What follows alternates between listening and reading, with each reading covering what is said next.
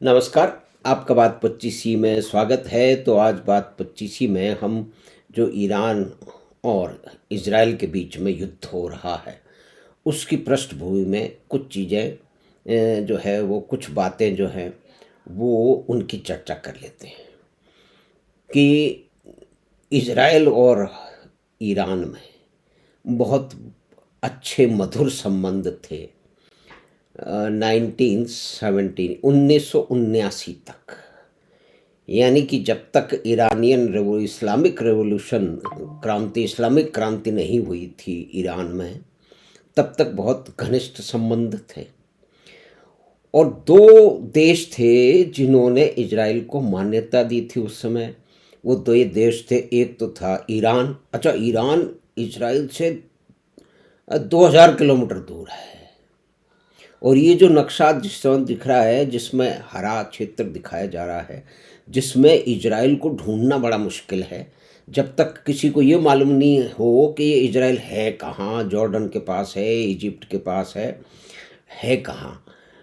तो ये देखिए कि इस नक्शे में दिखाई नहीं दे रहा है। तो कुल मिला के बात ये कह सकते हैं कि पूरी जो ये अरब राष्ट्र हैं और उसके आसपास के जो राष्ट्र हैं, सब एक दूसरे से जुड़े हैं। इंडोनेशिया और मलेशिया छोड़ दीजिए, जहाँ पे एक बड़ी पॉपुलेशन है, बड़ी भारी पॉपुलेशन है, उसको छोड़ दीजिए, तो ये सब यहीं हैं। तो इसके अंदर इसको एक अगर बड़ा सारा फुटबॉल फील्ड मान लिया जाए, तो उसके अंदर इजराइल के पास में तो एक फुटबॉल जितनी भूमि भी नहीं है। लेकिन ये लड़ाई हमेशा ज़मीन की चलती रही है। और जेरूसलम में तीनों धर्मों के जो है वो यहूदी धर्म भी है और मुस्लिम धर्म भी है और क्रिश्चियनिटी भी है। इन सब की जन्मस्थली सब आसपासी। तो ये कहते हैं कि हमारी भूमि दबा दी। भाई, आपके पास में जो भूमि है उसमें तेल के अलावा आपने क्या किया है? ये मतलब कुछ प्रश्न है। दूसरी बात ये कि ईरान के जब मित्रता थी 1979 तक, जब तक कि इस्लामिक क्रांति नहीं हुई थी, तब बदल क्या गया? बदल सिर्फ इतना गया कि ईरान के जो है वो उद्देश्य बदल गए, उनके आगे की सोच बदल गई। अब ईरान शिया कंट्री है और ईरान और इराक का भयंकर एक 10 साल का युद्ध हो चुका है, जिसमें लाखों लोग, 10 लाख से ज़्यादा लोग मर चुके हैं, स्त्रियां बेवा हो चुकी हैं, बच्चे अनाथ हो चुके हैं, लाखों लोग अपंग हो चुके हैं। वो क्यों लड़े? वो आपस की लड़ाई थी। उसकी गहराई में कोई भी इस चीज़ को समझना चाहे तो उसको वो भी देखना चाहिए। तो अब बात हम करें कि भाई कितनी बड़ी आवश्यकता है इन सब देशों की कि इतनी छोटी सी भूमि के पीछे पड़े। और इजराइल की भूमि का वर्ग क्षेत्रफल कितना है? मतलब सारे के सारे जो है वो ये जो अरब क्षेत्र है, इनका क्षेत्रफल करीब 3 लाख स्क्वायर वर्ग किलोमीटर है, जो कि भारत के बराबर है करीब। भारत का 3,20,000 स्क्वायर वर्ग किलोमीटर है। इजराइल का कितना है?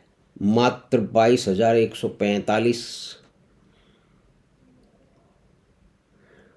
और ये पड़ोस के मुल्क है, इनका क्षेत्रफल है 1,31,000, मतलब 1,32,000 स्क्वायर किलोमीटर। अब पॉपुलेशन पे आ जाते हैं, जनसंख्या पे आ जाते हैं। पूरे विश्व में यहूदियों की जनसंख्या करीब 15-16 लाख है। उसमें से आधे तो करीब रहते हैं इजराइल में, और इजराइल में 20% मुस्लिम भी रहते हैं।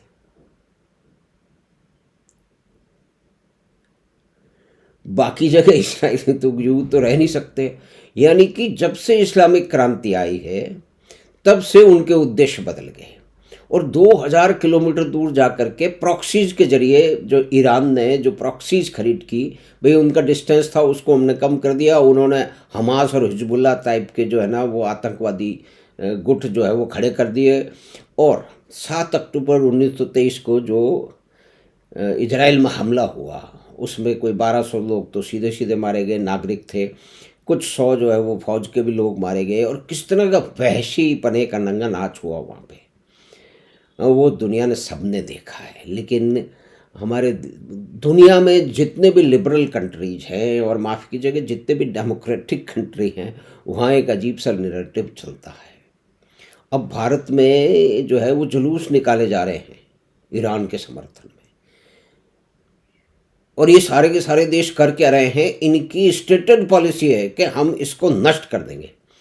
तो इजराइल अपने अस्तित्व की लड़ाई लड़ रहा है।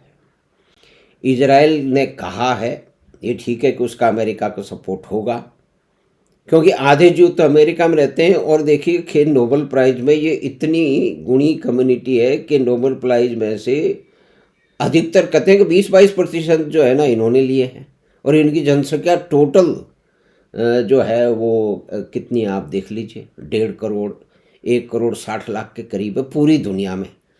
आधे अमेरिका में रहते हैं। तो कहते हैं कि कभी कोई विद्वान कह गए थे कि अगर इजरायली लोग, ज्यू लोग अपनी जो भूमि है उसके आकर्षण से लेके 1890 से लेके भूमि खरीदना नहीं शुरू करते, वहाँ नहीं जाते और अमेरिका का एक और राज्य बन जाते, तो अमेरिका को भी फ़ायदा होता, दुनिया को भी फ़ायदा होता, और ज्यूज़ को तो होता ही। लेकिन अब देखिए अपने रूट्स की बात है, लेकिन यहाँ एक बहुत बड़ा तबका है जो उस रूट्स को मानने को तैयार नहीं है। और अब पूरा जो देखिए तेल का जो धन है उसका इस्तेमाल एक एजेंडा के तरीके से किया जाता है, आज भी किया जा रहा है।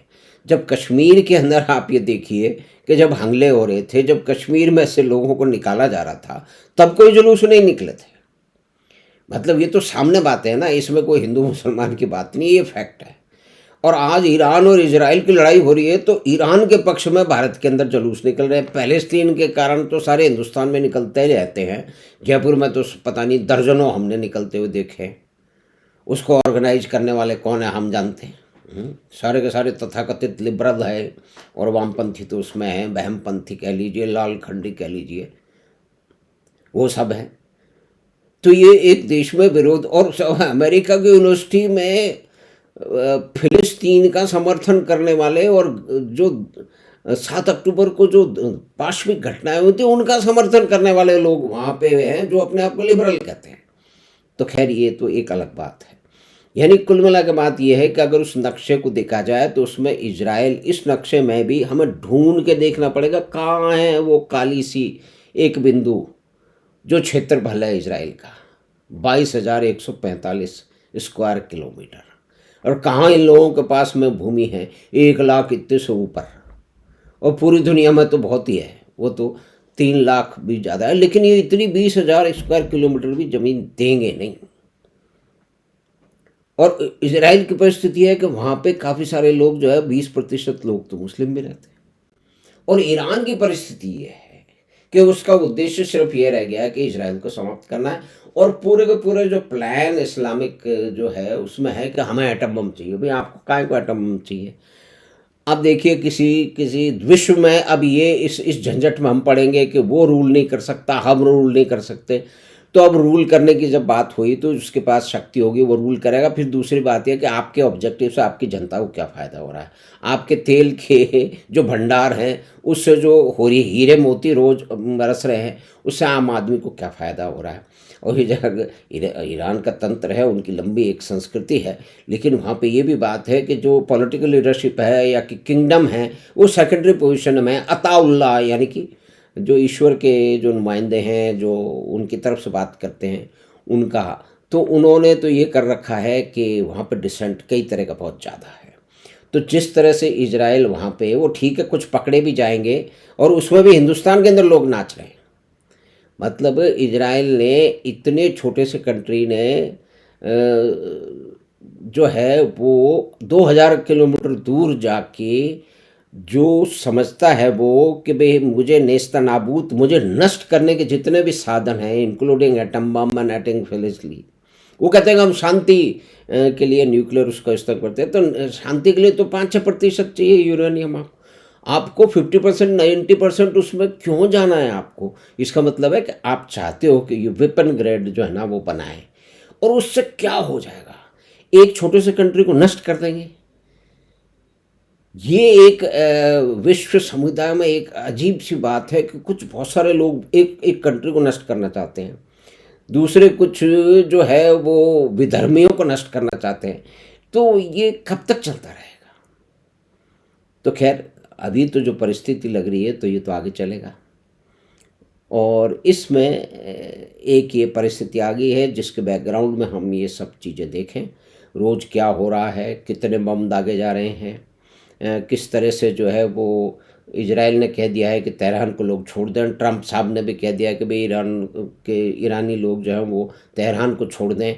और जैसा भी सूचना आ रही है वहाँ से कि वहाँ से लोगों ने निकलना शुरू कर दिया है। एक बहुत बड़ा शहर है, आसान नहीं है। लेकिन ये भी बात सामने आ रही है, जो ईरानी डायस्पोरा हैं वो यूरोप के शहरों में वो सब जुलूस निकाल रहे हैं। वो कह रहे हैं कि ये जो वहाँ की रिजीम है, जो बहुत ही आतताई रिजीम है, बहुत ही नृशंस रिजीम है, उसको जाना चाहिए ताकि उनके जीवन में बदलाव आए। लेकिन जीवन में बदलाव कैसे आएगा, क्या आएगा, ये तो भविष्य की बात है। आप देखिए कि कितने साल, कितने ट्रिलियन डॉलर, और इतने साल के बाद में भी,